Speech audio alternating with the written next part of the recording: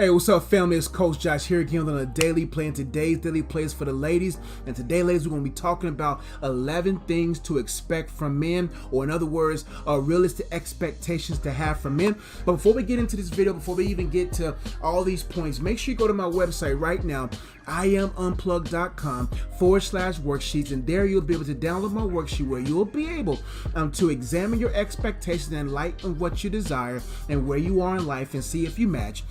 And just good resources there, good tools that really process your expectations. But for those who are coming in, as everyone is coming in, but especially those who are their very first time, if you like this video and you consider it as a great resource and tool for you, please consider subscribing and hitting that bell, because I would love to have you part of my community. And for those who've been a part of my community for a long time, whether 12 years or 20 minutes ago that you've been a subscriber, do me a favor, like, share and comment, because in doing so, you help this video gain traction. Let's get right into my main thought. My main thought for you ladies today is, before you look forward, look upward and inward.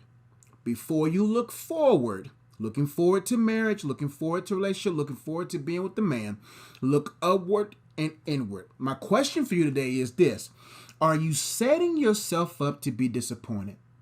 Are you setting yourself up to be disappointed? Let's get to the problem. Many women are setting themselves up to be disappointed and unprepared due to their unrealistic expectations. Many of their expectations come from fabricated or furious sources. Let's break that down. Many women are setting themselves up to be disappointed and unprepared due to their unrealistic expectations. Many of their expectations come from either fabricated or furious sources. It's unfortunate how many women right now are setting themselves up to be disappointed due to them creating unrealistic expectations from furious or fabricated sources. So many ladies right now are gaining intel about men, or gaining intel about relationships from fabricated fairy tale sources. Creating unrealistic expectations, making women think of men more highly than they ought to think about them, as well as thinking of themselves more highly than they ought to think about themselves. That when they actually get themselves in a relationship and those expectations have been proven to be faulty and unrealistic, it sets you up to be disappointed. Some ladies, unfortunately, got some of their expectations from furious sources. Women who have not been healed, women who hate men, who create systems and agendas that decapitate the masculinity of men, cause women to develop a feministic ideology that a good man of God would never settle for. So there's a lot of women right now that are setting themselves up to be disappointed because they have created unrealistic expectations from either fabricated fairy tale sources or furious feministic sources, setting them up to fail in relationships. Are you setting yourself up to be disappointed? Are you this woman? Or have you taken the time to really flow in the fellowship with the Father, understand who you are fundamentally as a believer, a daughter of God, and how you can walk faithfully with Him to bear the fruit that will have you have the right frame of mind to be able to really flow with that formed and fashioned man of God that He has for you? Many women are setting themselves up to be disappointed and unprepared due to their unrealistic expectations. Many of the expectations come from either fabricated or furious sources. Next point. Ladies must understand that men are imperfect and their list may be inaccurate. Ladies must understand that men are imperfect and your list may be inaccurate.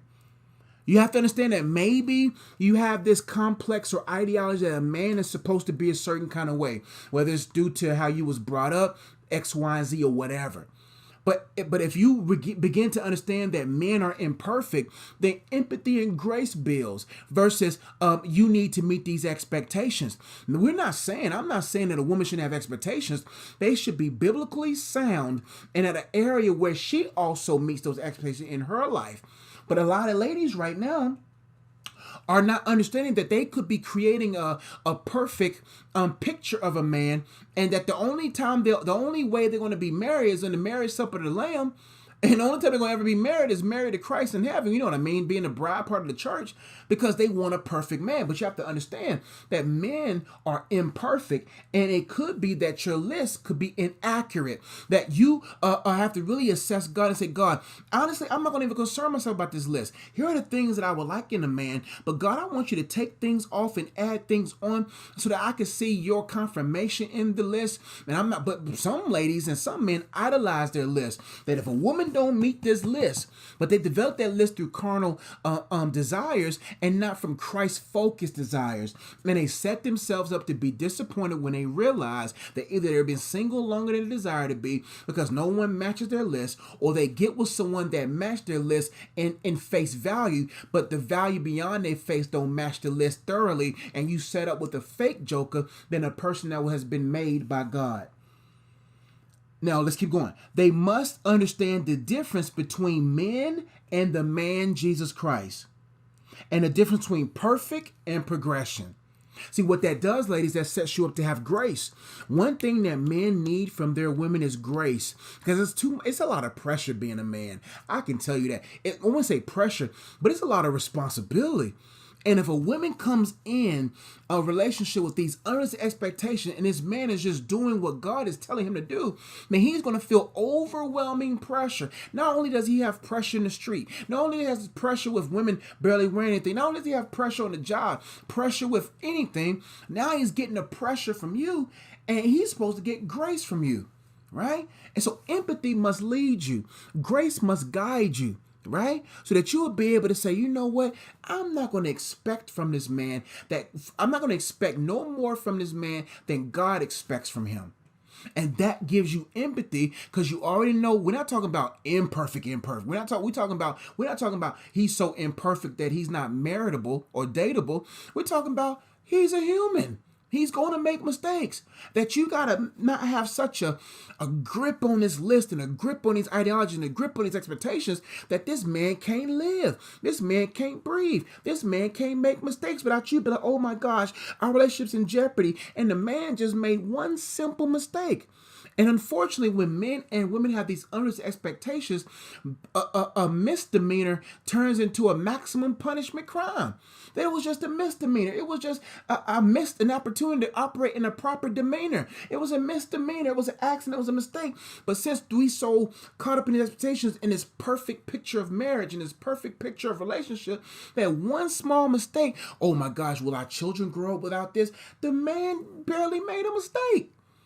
But one mistake, one mistake, imperfection jeopardizes everything. That's why you got to understand that you're going into something that is being perfected by Christ. And that makes you chill in life and be the wife that man needs. Kind, gracious, understanding, empathetic. You know, see what I'm saying? Those traits build when your expectations in the will of God. Let's keep going. They must understand the difference between men, like men, flesh and blood, versus the man, Jesus Christ. Man, Jesus is perfect, yo. Like your man needs Christ to perfect the image of Christ in him. And that's going to be a lifelong time. Your husband, you can be married to that man for 40 years and he's going to make a mistake. We're not talking about infidelity. We're not talking about that. We're just talking about just not understanding you, possibly. Maybe saying things out of indigestion. But when you understand that he's human, he makes mistakes, and he is a good guy, and that he's willing to apologize, whatever, you won't be so hard on the forefront, because you understand, hey man, I'm human too, and I got my attitudes too. It's understandable because I know the character and heart of this man, and I know this man his heart is in the hands of Christ. Then everything's gonna be all right. Let's keep going. Let's get some definitions. Oh, also you gotta know the difference between perfect and progression. That's why I tell women, don't marry potential, marry progression. I tell it to the fellas too, but I'm talking to ladies right now. Don't marry potential, marry progression. See, a lot of women are looking at potential, hoping that there would be progression. No. When you meet a man, you should see progress. You should see progress, right? You shouldn't be, if a man comes to you with just potential, don't trust that man. What I mean by potential, he has no progress. All he has is a dream. No, you need a man with a plan. You need a man that can stand. You see what I'm saying? You don't need a man that has a dream. You see what I'm saying? And what you don't marry potential, marry progression. A man that progresses in the things of God, that's always growing. That the man you marry now would not be the same year one, year two. Every time you have an anniversary, it's almost like you getting married anew again because that man is new. And just like you should be getting new. As believers, we should never have a season of complacency. Let's get to some definitions real quick so we can break some of these points down. Expectation. Let's talk about expectations and what is definition. The definition of expectation is this: the act or state of looking forward to or anticipating. An expectation is the act or the state of looking forward to something and progression. Unrealistic expectation by definition is this: the definition of unrealistic expectation is not able to recognize the truth about a situation, especially about the difficulties involved in something they want to achieve or have. An unrealistic expectation is not having the ability to recognize the truth about a situation, especially about the difficulties involved in something they want to achieve or have. Basically, a lot of people are walking, a lot of women and men, I don't want to say women like that, but I'm talking to ladies, so you understand my heart. I don't mean to say it like that. But a lot of people are living in this fairy tale world and denying the truth about marriage, the truth about ministry, the truth about money management, the truth about career. So they got these expectations. They be like, oh, I'm going to be great in 2 days. No, sometimes it takes 10 years to even get into the sphere of greatness. Sometimes it even takes 10 years just to get good at something. All right. But if you have these honest expectations, you're denying the evidence of the truth of the situation or thing that you desire to have. And when you get into this fairy tale world or whatever, or this hellish world of previous marriages, and you don't expect nothing great, and you're like, if someone just comes out and marry them. And so if you're on both sides of the fence, man, then you're setting yourself up to be drastically disappointed or not to enjoy what God wants you to enjoy. But you got to know the truth about it. The truth is what sets you free. The truth and understanding about what comes into what you want to come into will help you stay there.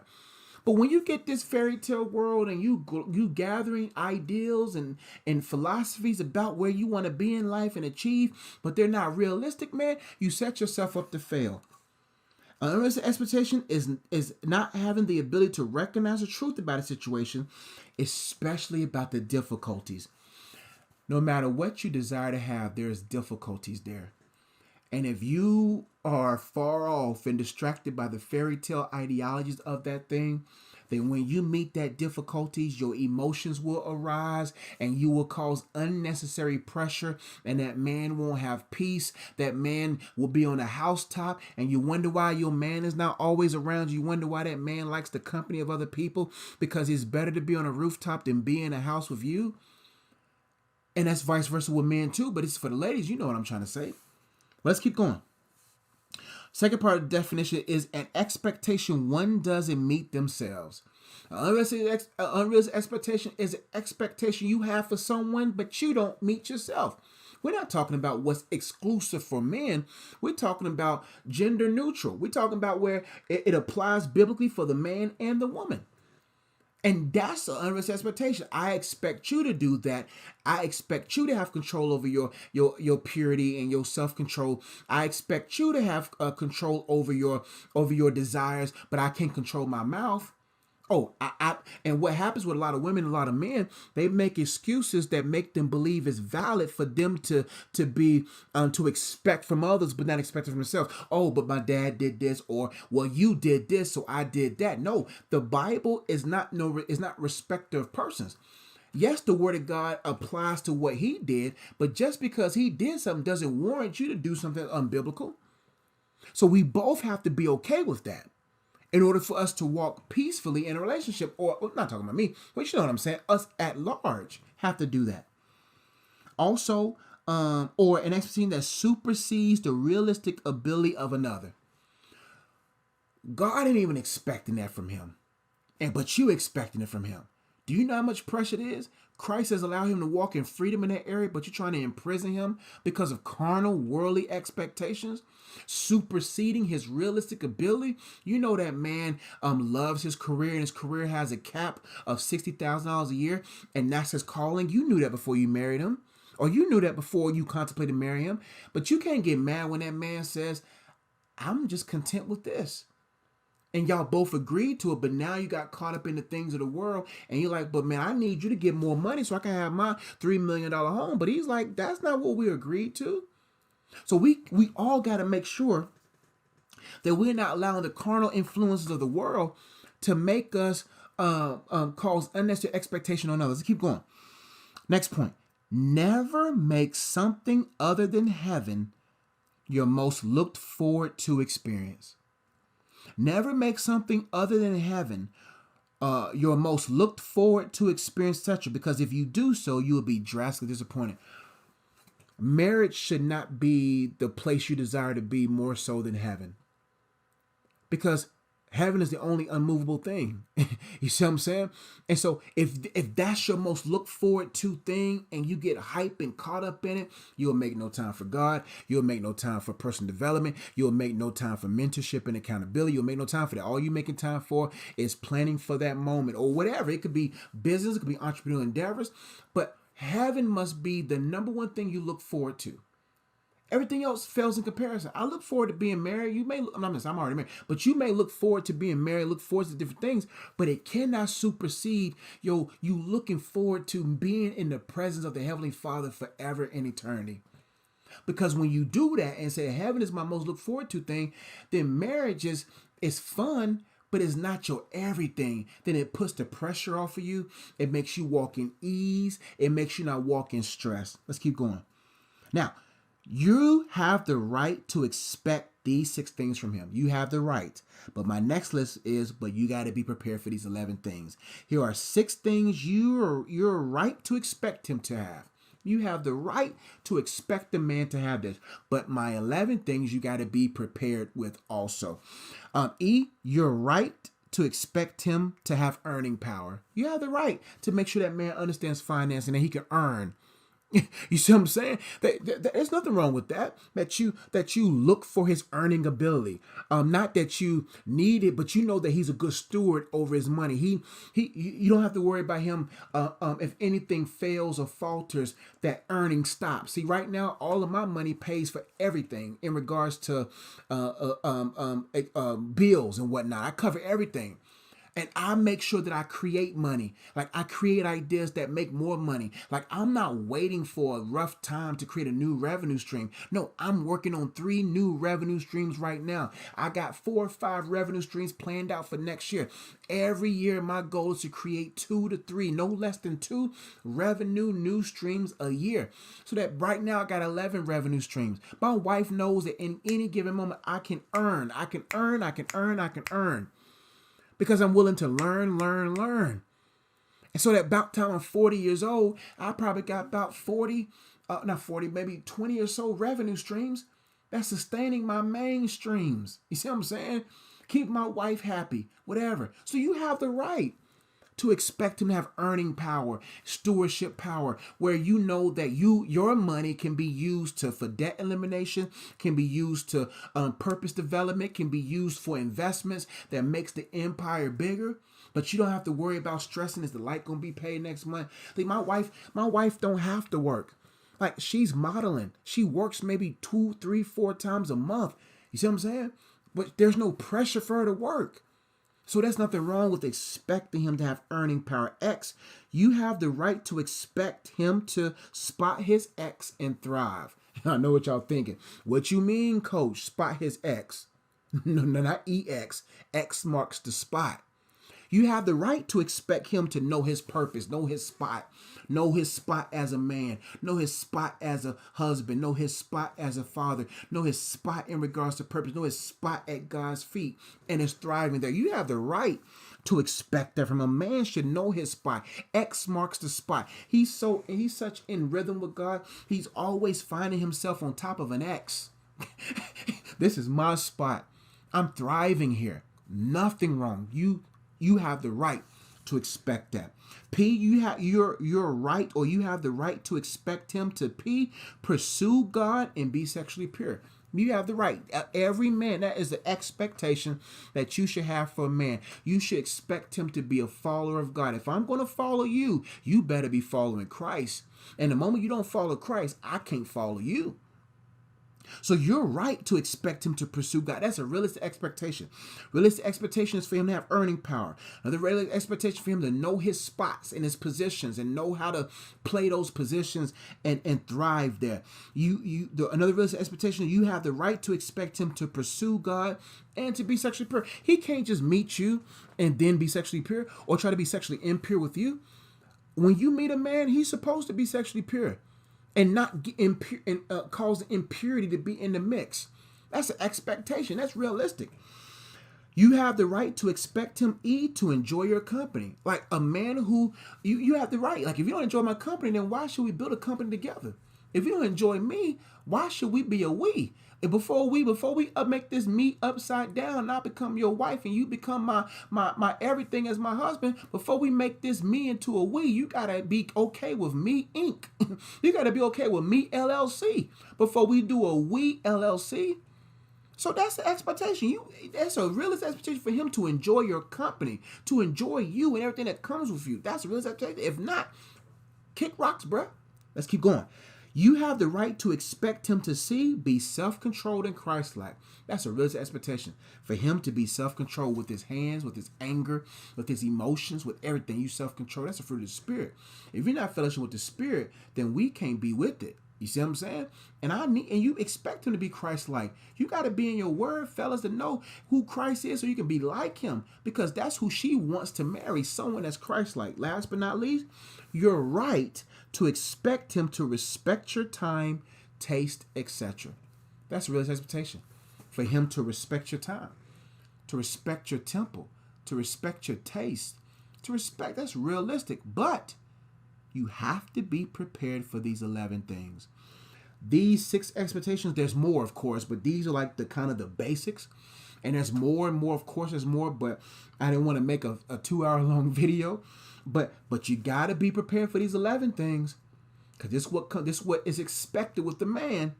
You got to be prepared for these 11 things that are expected. Number 1, you got to be prepared to be alone sometimes. A man may love your company, but he can't be up under you all the time. See, women have to understand that men were made from the ground, women were made from the man. And oftentimes, women are probably more okay than the man. Now, if you got a man that likes to be up under you, then that's a boy. No man can be up under a woman all day. Let me just keep it a buck. No man can be up under a woman all day. That's a boy. That's a child man, right? That's a child thinking man, right? But a woman is probably more likely, I don't know, I'm just saying, from what I've observed and how I've counseled and coached in these 12 years, that women are more likely to be cool with being around a man longer than a man being around a woman. So a woman can't expect a man to be like, oh, he'll want to be around me all the time. No, he's not. He's not. And it's not because of you. And I think women have to understand that most of the decision of a man is not indicative of the woman. It's who they are inwardly. That a man likes to be outside. A man likes to be alone to process. And if you do not understand that, then you're going to be disappointed when he be like, you know what? He gets kind of, I don't really want to be around you right now. It's not because of you. I just, distance make the heart grow fonder. All right? Because men are just not made to be up under a woman all day. So you have to be prepared to be alone sometimes. That's what's dope about having your own career, your own purpose. We're not talking about alone. We're talking about an hour, 3 or 4 hours a week. So when you notice that man is working on his craft and he doesn't want to be interrupted, then you'll know I'm not going to be sitting there twiddling my thumbs waiting on this man to come from doing his whatever. I got my own stuff. So it's good for a woman to have her own thing and not making her man the main thing. And then when that man wants to do his thing for God, all you doing is twiddling your thumbs. So you got to be prepared to be alone sometimes. And because I'm telling you, if you let a man enjoy his time, he'll come around you in due time. Number 2, you got to be prepared to be challenged because he fears God. The Bible says a man's supposed to wash the woman with the word. Correct. Like challenge. Like you don't want no man of God's gonna sit there and just take take it from a woman all the time. Or just don't challenge. A man's gonna be like, if I see wrong, I see wrong. He's gonna do it in a loving way. But you have to be ready for that. A man of God is not gonna just let you slide. He's gonna challenge you, just like you're not gonna let him slide. He's not gonna let you slide. So be prepared to be challenged because he's feared God. He's like, yo, I'm the head of this house. I fear God. And if you're doing something in the emotional realm or the mental realm or whatever that's not pleasing to God, I gotta watch that area of your life with the word. That's just his responsibility. That's what the word of God requires him to. So you have to be prepared to be challenged because he fears God. Number 3, you have to be prepared for him not to know everything you are thinking. He is not a woman. Men only can read what's on paper. A man can only hear what has been said. It takes too much work to try to figure out what you're thinking. Women, y'all got a non-communicative form of communication. Y'all can look at each other and read full paragraphs and no one said a word. So men are not like that. So you have to be prepared to repeat things sometimes. You have to be prepared to vocalize how you feel and not assume that he knows how you feel. See, when you assume, you set yourself up to be humiliated. Because you assuming this man knows, but he don't know. Men only hear what he hears. He only sees what he has written. So be prepared for him not to know everything you are thinking. Number 4, be prepared for him not to complete you. Be prepared for him. Like if you thinking that this marriage is going to complete you and he will complete you, you're going to be disappointed. Be prepared for him not to have the ability to complete you. Because then you're going to be frustrated with him because he's not filling you up. He's not making you feel everything you need to feel. That's what Christ does.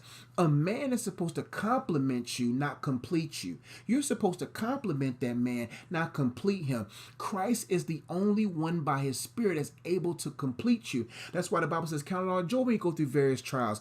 Singleness is where you go through various trials so that you can become versatile. And then marriage got its own various trials to make you versatile in the next levels that y'all build your empire for. But that's why I got to count on joy when you meet various trials, because they make you versatile, because testing your faith produces patience. And when patience have a perfect work, you'll be complete, whole, lacking in nothing. Therefore, you're not needing that man for anything. You want a man, but you don't need a man. Your level of dependency or desperation will determine whether you want a man or need a man. You got to be prepared for him not to complete you. Number 5, you got to be prepared for him to be independent and not always want to do what you want to do. You got to be okay with that. You can't be manipulative. You can't try to mind control the man. A man of God is an independent man. A man of God is going to be like, listen, I got you. I've sacrificed for you. I loved you. I did all I could this week. But right now, it's time for me. And you got to be okay with knowing that a man is not going to always want to do what you want to do. And that's okay. A man will sacrifice to do what you do, but you got to know that he doesn't always want to, or he may not like to. The only reason why he's doing it is because he likes you. Right? So you have to be prepared for him to be independent and not always want to do what you want to do. Number 6, you got to be prepared for him not to be perfect, but progress. And we talked about that. You cannot expect him to be perfect. That's what builds empathy and understanding. The same grace that God has given you, you'll give grace to him. A man wants a woman who has grace for him, right? And so you have to be prepared for him not to be perfect, but progress. And number 7, you got to be prepared to apologize and be held accountable. Be prepared for that. A man of God, an OG in the faith, a man of God, he not going to apologize and he know you did wrong. A man's going to be looking at you like this. So you're not going to admit you're wrong. You're not going to apologize. A man of God's going to hold you accountable. I see he's responsible. You got to be prepared for that. If you want, now you can marry him. You can modify the type of man that you want to give you what you want. So you can marry a man that's subservient, that's not going to call you out on stuff. But if you want the man that God has for you, you got to be prepared to apologize and be held accountable. You got to be able to say, you know what? I can no longer make excuses for my behavior. I'm gonna learn how to apologize, because this man is not going to let you get away with it. I'm not saying that's what your goal is or what you aim to, but I'm just getting you prepared for it. And that man's going to hold you accountable. Number 8, you got to be prepared for him to want to eat well. He has man taste buds. You can't make that man chicken nuggets and Easy Mac. I'm telling you, a man wants to eat like a man, bruh. Like, I'm not sitting there saying, and if the man wants to be the cook, that's cool. The man wants to take over the cooking responsibility, great. That's amazing. But what I'm saying is, if a man is out there doing it and doing it and doing it well, you know what I'm saying? He's doing a great job, man. You got to be prepared for him to want to eat well. Taste buds are elevated. You know what I'm saying? And so the good thing is, you got all these years to just master a handful of dishes, not just in your tuck. He may be the cook, but have that in your tuck, because you never know. You might want to please your man and cook him something good. You got to be prepared for him to want to eat well. A man in a few months of marriage might be like, oh, this is good, but you're going to get tired of that. And you know, he wants to eat well. He has man taste buds. Number 9, be prepared. You got to be prepared for him to work and play. You got to let that man play, man. You got to let that man get buckets. You got to let that man hang out with his friends. He doesn't want to be up under you all the time. You got to be prepared for that man to say, I've worked, now I'm ready to play. We're not talking about play outside of boundaries. We're talking about play like a man needs balance. And it's tough to sacrifice for everyone, but have nothing for him to do. So a man who's like, yo, I need that in order for me to be good for y'all. I got to go out there and play with the boys. Let him play. Number 10, you got to be prepared for him to be frugal. A good man of God's frugal. You got to be prepared. A man, and he'll grow, he'll get balanced, but a man's going to be like, we got goals, right? Man, you're going to be the same way too. I feel you. I feel you. You financially frugal yourself, but be prepared for him to be frugal too, because I'm a good man, a man of God. He's going to be frugal. Last but not least, you got to be prepared for him not to be a jackrabbit you expected. You got to be prepared for him not to always be the jackrabbit you expected. You got to understand that when a man gets married, sex is more mental than physical because of responsibilities. When you're dating and you're out there in sin and ain't no responsibilities, then the man going to be jackrabbiting you. You know what I'm saying? Just jackrabbit, always wanting it, right? But you got to understand that when a man gets married, his responsibilities, sometimes you're going to be surprised. I've just learned from a lot of guys I coach, and I learned from my own life being married.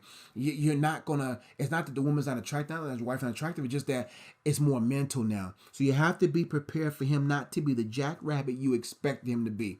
There's gonna be some times where he's gonna be like, I just don't want it right now because I'm mentally congested. But when y'all begin to vibe and find those balances, and he can work and play, and he can do, and y'all can do y'all things and vibe and find balance, then you'll begin to see his sexual intimacy increase. But ladies, I hope you got something from this message. Make sure you go to my website, download this worksheet. Man, this worksheet right here is going to help you basically write your expectations. Right in a second box is a realistic or unrealistic. Why and where did you get these expectations from? And then do you match these expectations, and what is the proof? Then I got a place for you to reflect, and that will kind of help you grow in the things of God. Got a couple of books that will kind of help you with these things. I got this book called The Purpose of Singleness. Are You Whole or Full of Holes? A great book to really process where you are in your singleness, to ensure, am I whole, complete, lacking nothing, or am I full of holes? Because God's not going to pour anything in you if he knows it's going to be wasted and leak out of your life. My next book is Dating Prep. It's a book that will help you date yourself, and it's got questions in there where you can really write your answer down and see where you are if you're dating yourself, or if you're in a dating relationship. Y'all both can read this book together and really find out, are we on the same page? You see what I'm saying? You're not going to always be on the same word and the same sentence on the same paragraph, but at least be on the same page as y'all come into unity as Christ builds y'all to be in one flesh on the same word. You can also go to my website, get this dating prep book. Also, there's a card game called Dating Prep that you can also utilize too as a good resource.